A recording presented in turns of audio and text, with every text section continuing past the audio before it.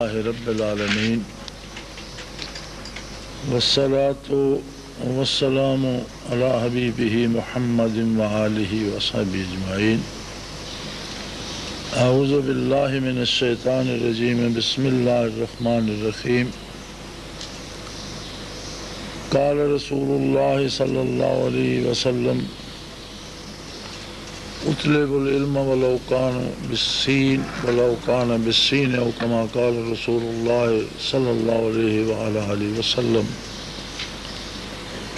اللہم سبحانک لا علم لنا الا ما علمتنا انک انت العلیم الحکیم۔ مولا یا صلی وسلم دائما ابدا علی حبیبک من زانت بہ الاسر۔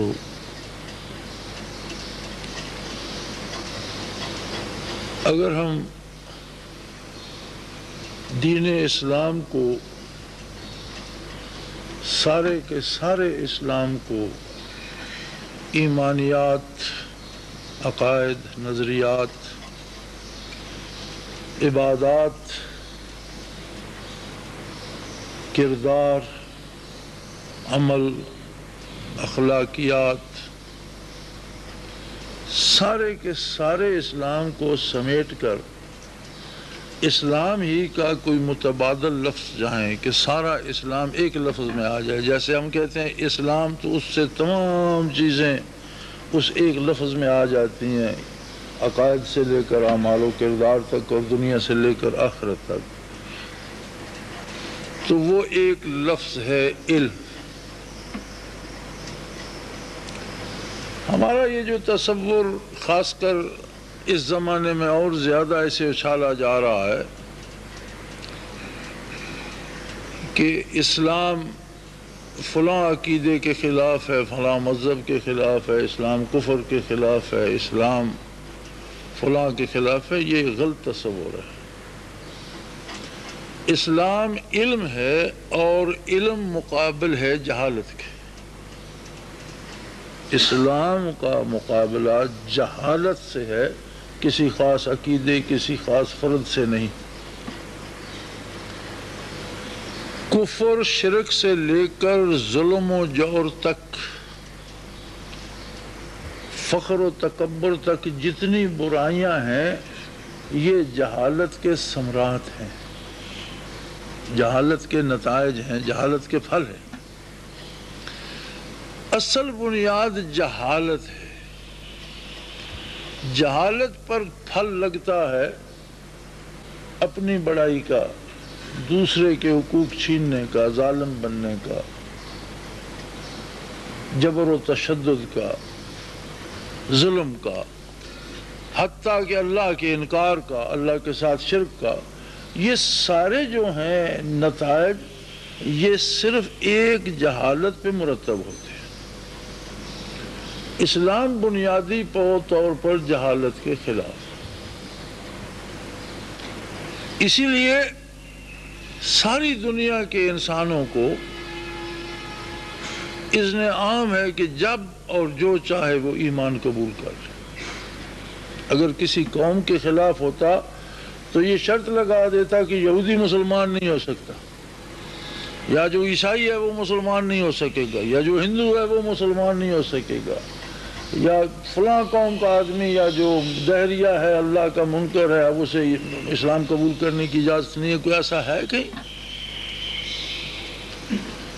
اگر سب کے لیے اسلام کا دامن محبت کشادہ ہے اور سب کے لیے اس کا دروازہ کھلا ہے تو اس کا مطلب ہے کہ اسلام کسی فرد، کسی عقیدے، کسی نظریے کے خلاف نہیں ہے۔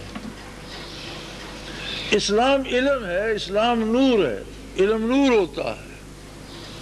اب نور جہاں ہوگا وہاں تاریکی نہیں ہوگی، اس میں مخالفت کی کیا بات ہے؟ علم جہاں آئے گا وہاں سے جہالت رخصت ہوگی، اس میں تو ایک دو میں سے ایک رہے گا۔ یہ مخالفت تو ازلی و ابدی ہے۔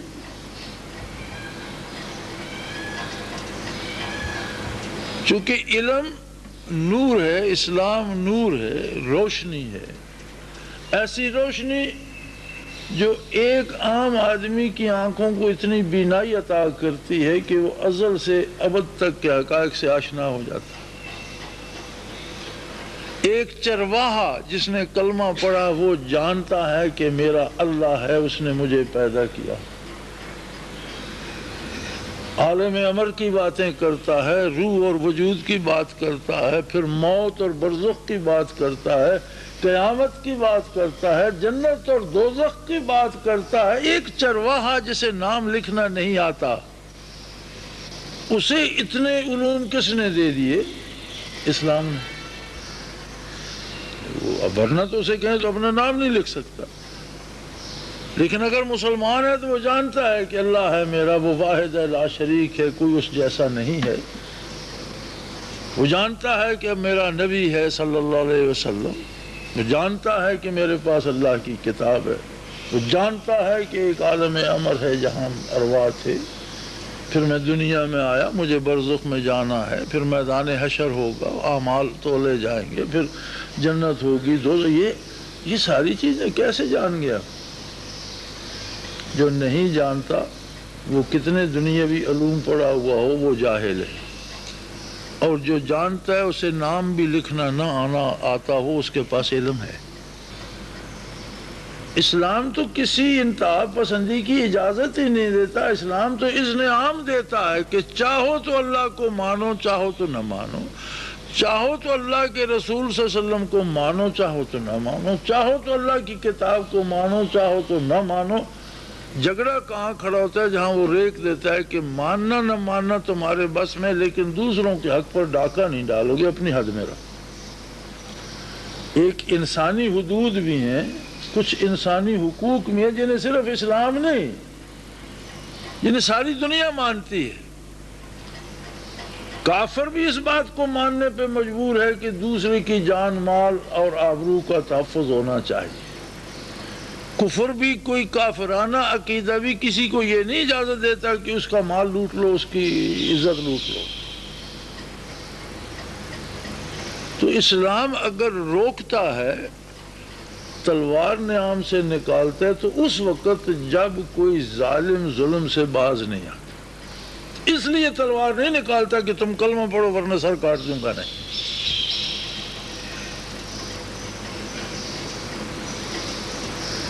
تو اسلام بنیادی طور پر نور ہے، علم ہے۔ علم کے علم دین جو ہے،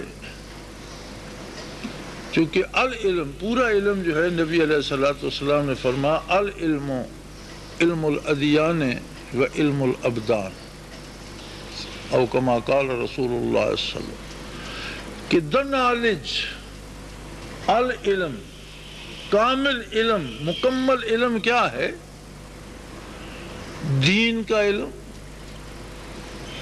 اور دنیا کا علم۔ یہ آدھا حصہ ہے اس کا، اسلامی علوم کا آدھا حصہ، چونکہ اسلام سارے کا سارے ہی دنیاوی امور پہ تو مرتب ہوتا ہے کہ آپ کا عقیدہ کیسا ہے، پھر اس کے بعد آپ کا اخلاق کیسا ہے، آپ کا کردار کیسا ہے، آپ ملتے جلتے لوگوں سے کیسے ہیں، لین دین کیسے کرتے ہیں، کس طرح کا کردار ہے، اسی پر تو سارا اسلام مرتب ہوتا ہے۔ تو آپ صلی اللہ علیہ وسلم نے فرمایا کہ العلم و علمان، علم کے دو حصے ہیں، علم الادیان جسے آپ نارمیٹو سائنسز، وہ چیزیں جو نظر نہیں آتی، جن کا بظاہر کوئی وجود نہیں لیکن وہ بڑی مضبوط ہیں، جیسے ایمانیات، اخلاقیات، یہ حدود کتنی، یہ دیواریں کتنی بلند ہیں اور انہیں توڑنا کتنا مشکل ہوتا ہے، لیکن نظر نہیں آتی۔ دوسری فزیکل سائنسز جو نظر آتی ہیں، لین دین، میل جول، بیماری، صحت، خرید و فروخت، یہ جو چیزیں سامنے نظر آتی ہیں، جو چیزیں نظر نہیں آتی اور ہیں ان کا علم، اور جو چیزیں سامنے ہیں، لوگوں کے ساتھ رہنا، علم الابدان، وجود کا علم، اس میں میڈیکل سائنس بھی آ گئی، اس میں خرید و فروخت بھی آ گئی، فزیکل سائنسز کا جو علم ہے اس میں سارا کچھ آ گیا۔ اب اس سارے علم کے پھر دو حصے ہو جاتے ہیں، ایک حصہ ہوتا ہے کہ اسے کتابوں سے پڑھ کر جانا جائے. ایک شخص عمر لگا دیتا ہے تفسیر پڑھتے پڑھتے مفسر بن جاتا ہے. ایک شخص عمر لگا دیتا ہے حدیث پڑھتے پڑھتے محدث بن جاتا ہے. ایک شخص عمر لگا دیتا ہے فقہ پڑھتے پڑھتے فقیہ بن جاتا ہے. ایک شخص عمر لگا دیتا ہے اسپیشلائزیشن کر کے بڑا ڈاکٹر بن جاتا ہے. ایک محنت کرتا ہے سائنسدان بن جاتا ہے. ایک محنت کرتا ہے مورخ بن جاتا ہے. ایک محنت کرتا ہے ایک قابل جرنیل بن جاتا ہے. لیکن اگر دیکھا جائے تو شہر علم کا ایک ایک گوشہ ہے سب کے پاس. مکمل تب ہی ہوگا جب ان ظاہری علوم کے ساتھ علوم دینی بھی اس کے پاس ہوں.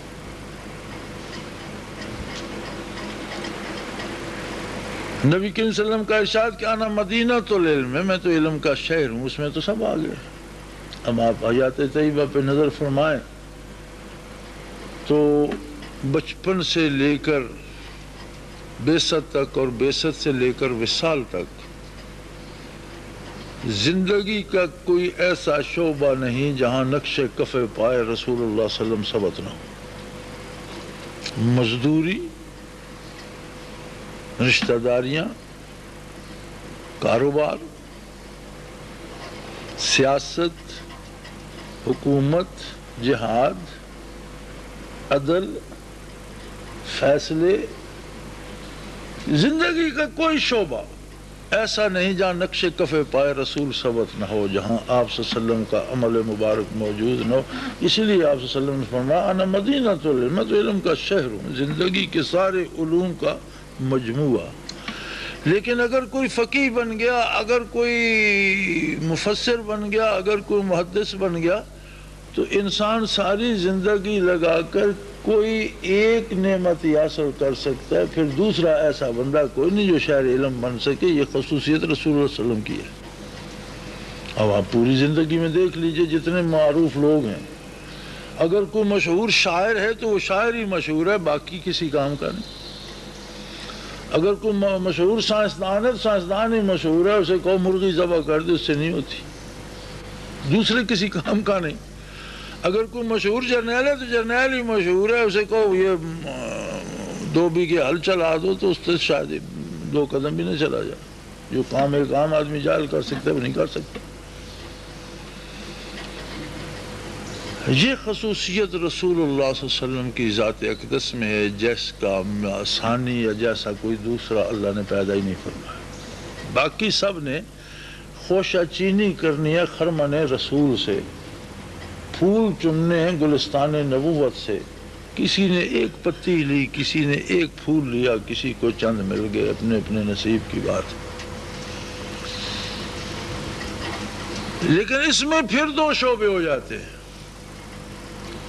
ایک شعبہ یہ ہے کہ علم دین کو بھی اور علم ابدان کو بھی کتابوں سے اساتذہ سے حاصل کیا جائے، اس کے الفاظ و حروف ازبر کیے جائیں، اس کے کلیے، اس کے قاعدے یاد کیے جائیں. یہ ایک حصہ ہے.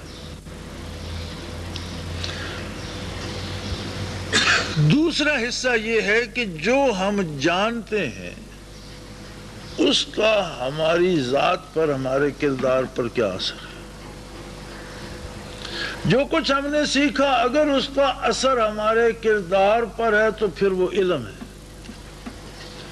جو کچھ ہم نے سیکھا اس کا اثر ہمارے کردار پر نہیں ہے تو پھر وہ علم نہیں، ہمارے پاس خبر ہے. یعنی علم کو علم بننے کے لیے جاننے کے بعد ماننا اور اس پر عمل کرنا شرط ہے. ہم جانتے ہیں کہ اللہ واحد لا شریک ہے، لیکن اگر بتوں کو سجدے بھی کرتے ہیں یہ جاننے کے بعد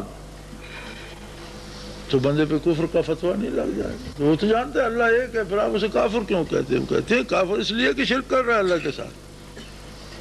یہ جانتے ہوئے بھی کہ اللہ ایک ہے پھر کو سجدہ کر رہا ہے.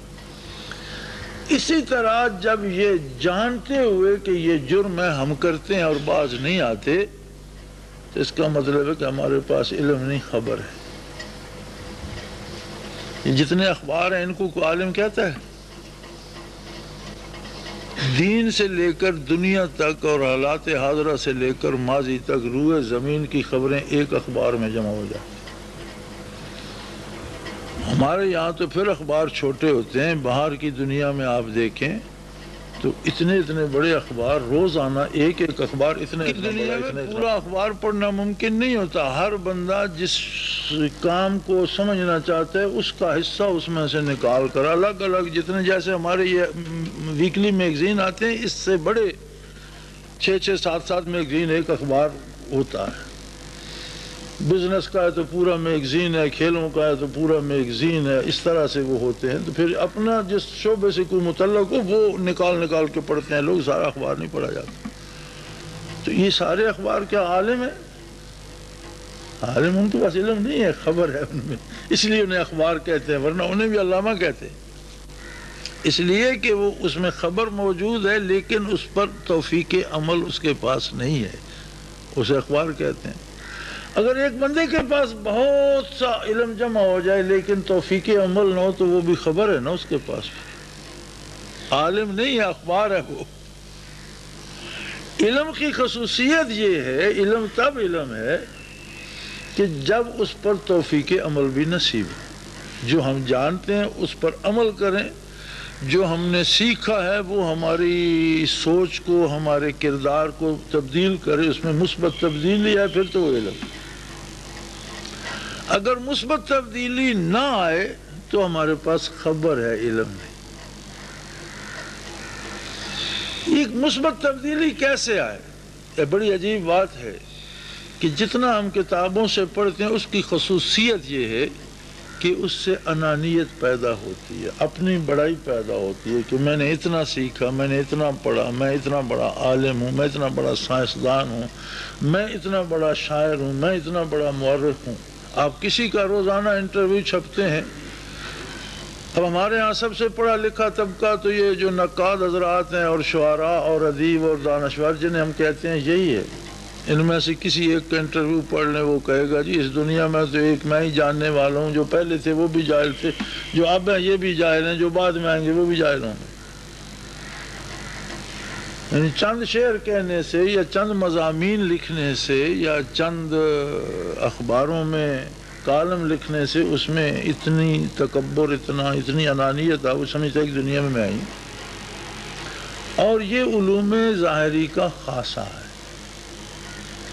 کہ جتنی بات کوئی سیکھتا جاتا ہے وہ سمجھتا جاتا ہے کہ میں بہت بڑا ہوتا جا رہا ہوں. اس کو علم بنانے کے لیے ضرورت یہ ہے کہ معرفت الہی دل میں بھی آئے. اب ہمارے پاس سامنے یہ لائٹ روشن ہے, ہم سمجھ رہے ہیں یہ بڑی لائٹ ہے, لیکن اس کی جگہ سورج آ جائے تو اس کی اہمیت تو ختم ہو جائے. اسی طرح جب ہم اپنے آپ کو بہت بڑا سمجھتے ہیں تو جب ہمارے سامنے ذات و صفات الہی کا جلوہ آتا ہے تو پھر ہمیں سمجھ آتی ہے میں تو کچھ بھی نہیں ہوں. جب ہم یہاں پہنچتے ہیں تو پھر جو کچھ ہم جانتے ہیں وہ علم بنتا ہے. عظمت الہی جب ہویدا ہوتی ہے, اللہ کی جلالت و عظمت جب قلب پہ وارد, اس کا ایک ذرہ بھی وارد ہو جائے, آپ کہیں اندھیرے غار میں بیٹھے ہوں, کوئی سوئی کے ناکے جتنا سوراخ ہو, سورج کی ایک کرن بھی آ جائے تو وہ لاسانی رہتی ہے, سمجھ آ جاتی ہے کہ سورج ہے اور باقی ظلمت ہے. اسی طرح جمال باری کی کوئی ایک کرن بھی کسی کو نصیب ہو جائے, جو کچھ وہ جانتا ہوتا ہے وہ علم بن جاتا ہے. پھر اس کو چاہتا ہے کہ میں بڑا نہیں ہوں, عظمت اس کے لیے, میں کچھ نہیں ہوں. مجھ سے تو اگر وہ اپنی اطاعت کروا لے تو یہ میرے لیے سب سے بڑا مقام عظمت ہے. جس خالق کے سامنے زمین و آسمان سر بسجود ہیں، جس کے حکم کا سورج چاند پابند ہے، جس کے حکم کے سے ہوائیں چل رہی ہیں، جس کے حکم سے بحر و بر قائم ہیں، ساری کائنات جس کی عظمت کے سامنے ایک ذرے کی حیثیت نہیں رکھتی، اس میں میری حیثیت کیا ہے؟ اس زمین کو دیکھیں تو کائنات کا کتنا حصہ بنتی ہے؟ اس کی کوئی حیثیت ہی نہیں بنتی۔ ایک ایک سیارہ اس سے کروڑوں گنا بڑا ہے، ایک ایک ستارہ اس سے بڑا ہے، اور جب وہ سماوی میں کتنے سیارے اور ستارے ہیں اس کی سمجھ ہی نہیں آتی کہ ابھی مزید دریافت ہوتے جا رہے ہیں، جو ہو چکے ہیں ان کو کوئی گن نہیں سکتا۔ تو جو سماوی تو سب کچھ نہیں، آسمان خود ایک مخلوق ہے، پھر اس کے باہر جو دنیا ہے کہاں تک عالم خلق ہے، اور اس میں کتنے عرش عظیم تک کتنی چیزیں، جنت دوزخ، اور پھر اس کے بعد عالم امر۔ اگر اس سب کو دیکھا جائے تو اس زمین کی حیثیت اتنی بھی نہیں بنتی جتنا کسی بہت بڑے شہر میں ایک خسخاس کا دانہ رکھ دیا جائے۔ ایک رائی کا دانہ جو کسی بہت بڑے شہر میں رکھ دیا جائے کروڑوں کی آبادی میں، اتنی حیثیت بھی نہیں بنتی۔ پھر اس زمین پر کتنی مخلوق ہے آپ گن نہیں سکتے۔ ان میں سے ایک قسم ہے مخلوق کی انسان، اور کتنے انسان ہیں، ان میں سے ایک ہے میں اور اب ہماری حیثیت بنی گیا۔ ایک آدمی اشاریہ لگا کر اس کے ساتھ صفر لکھنا شروع کر دے اور اس کی 100 برس زندگی 100 برس صفر لکھتا رہے، اسے اپنے لیے ایک لکھنا نصیب نہیں ہوتا۔ اگر اس کائنات کی گنتی کی جائے تو 0.00001 میں کہاں ہوں گا، ساری زندگی زیرو ہی لکھے گا، خود کو 1 لکھنے کی باری نہیں آئے گی۔ جب حیثیت، لیکن یہ تب سمجھ آتی ہے جب جلالت باری دل پہ جلوہ نما ہو۔ علم تب علم بنتا ہے جب صفائے قلب حاصل ہو۔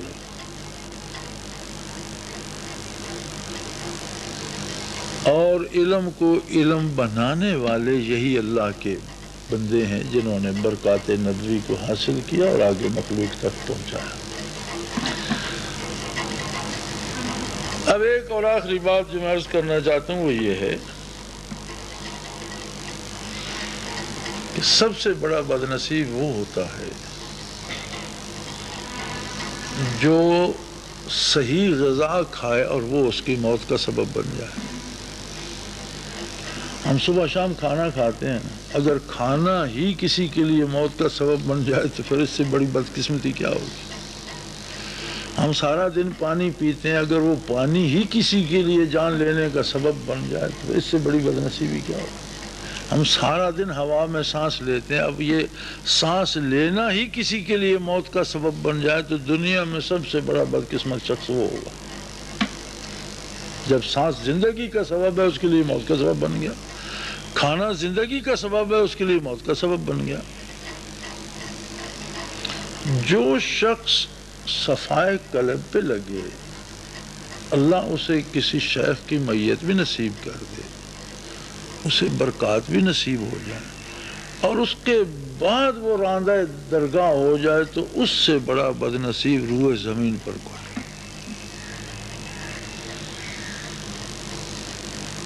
لیکن وہ کیوں راندہ درگاہ ہوتا ہے؟ اس کا سبب کیا ہے؟ کھانے سے کوئی کیوں مرتا ہے؟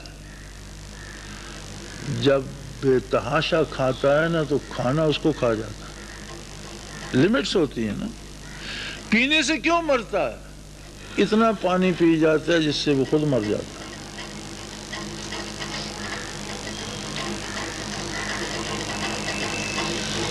شیطان جنوں میں سے تھا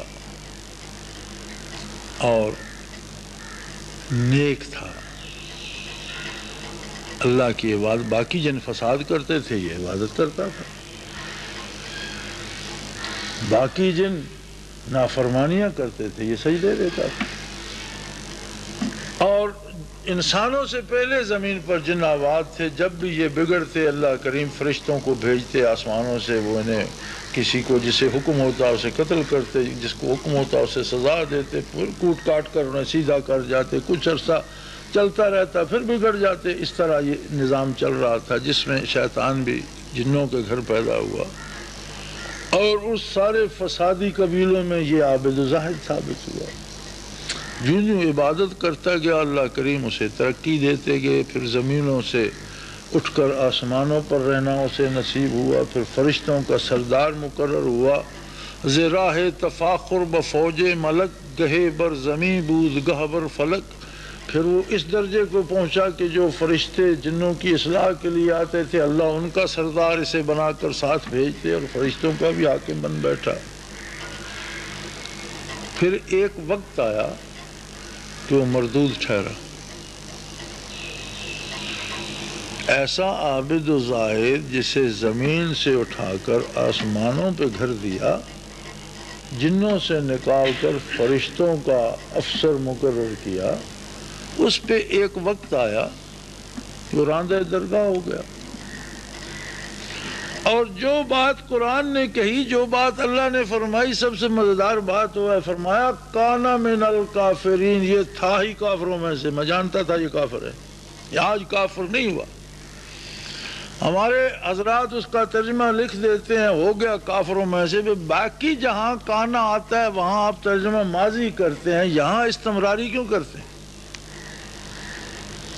کانا یکونو جہاں بھی آتا ہے تو اس کا ترجمہ ماضی میں کرتے ہیں، یہاں ماضی کی ایک قسم ہے استمراری، تو یہاں ماضی استمراری کر دیتے ہیں، ہو گیا کافروں میں سے۔ اس میں استمرار کہاں سے آ گیا؟ وہ تھا ہی کافروں میں سے، علم الہی میں موجود تھا کہ یہ کافر ہے۔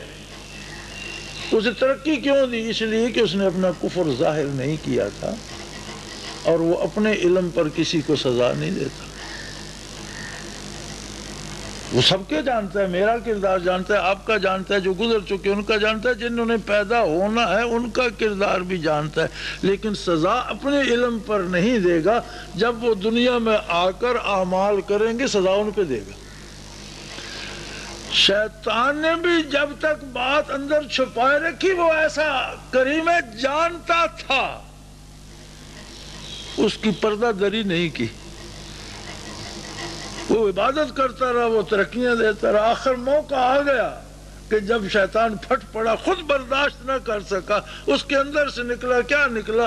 انا خیر منہ، میں اس سے اچھا ہوں، یہ تو بہت خراب ہے، میں اس سے اچھا، یہ کیچڑ سے بنا کر پتلا آپ نے آدم بنا دیا، میں آگ کے شعلے سے پیدا ہوا، کہاں آگ کا صاف شفاف شعلہ اور کہاں مٹی کا کیچڑ، انا خیر منہ، میں اس سے بہتر ہوں۔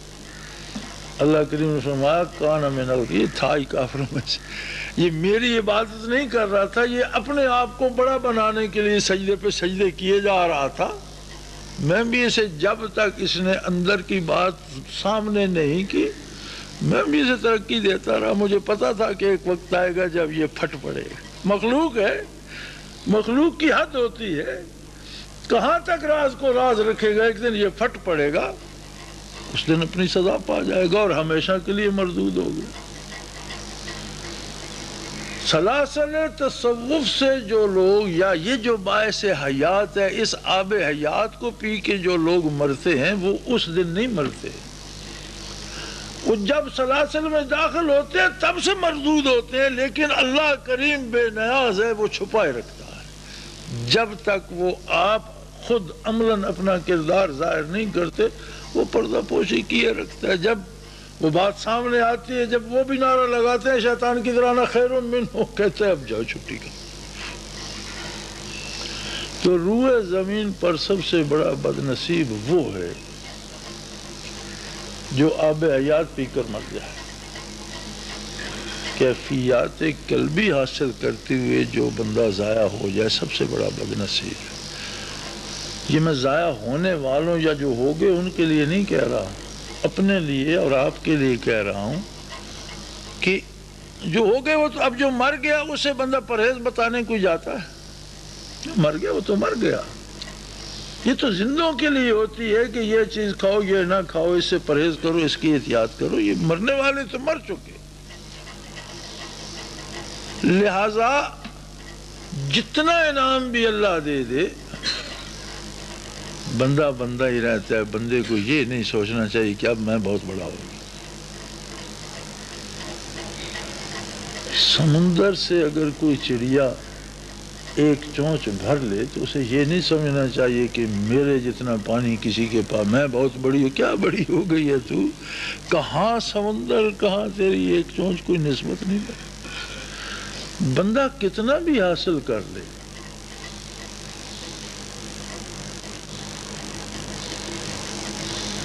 جو گرد اڑی تھی محمد الرسول اللہ علیہ وسلم کے قدم ہائے مبارک سے، اس کے ذرات کے برابر کوئی نہیں ہو سکتا.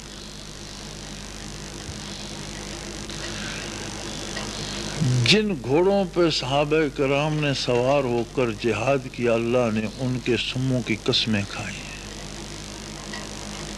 اس کا مطلب ہے ہم جتنے بڑے بھی ہو جائیں، ہماری قسم تو اللہ نے نہیں کھائی.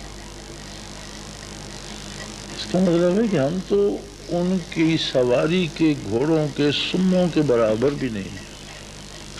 میری آپ کی قسم کھائی ہے کہیں اللہ نے؟ تو پھر اکڑ کس بات کی؟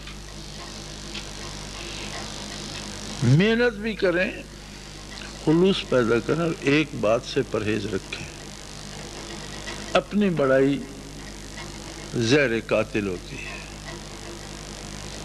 ابلیس سے لے کر آج تک اس راہ پر جو مارے گئے، یہی زہر سب نے پیا.